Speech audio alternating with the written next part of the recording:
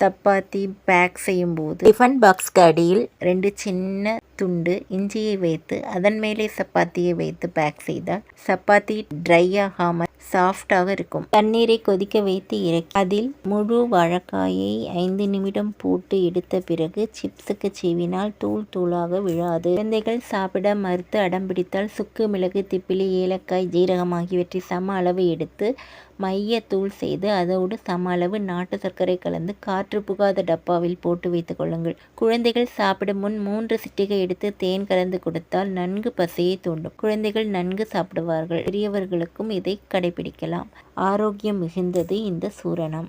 வெற்றிலையை சாறு எடுத்து அதோடு சிறிதளவு இஞ்சி சாறு சேர்த்து குடித்தால் நுரையீரல் ஆரோக்கியம் மேம்படும். வெற்றிலையோடு 2 மிளகு சேர்த்து தண்ணீர் விட்டு அரைத்து வடிகட்டி குடித்தால் செரிமான பிரச்சனைகள் சரியாகும். மூச்சுத்திணறல் பிரச்சனை சரியாகும். மலட்டுத்தன்மை பிரச்சனை சரியாகும்.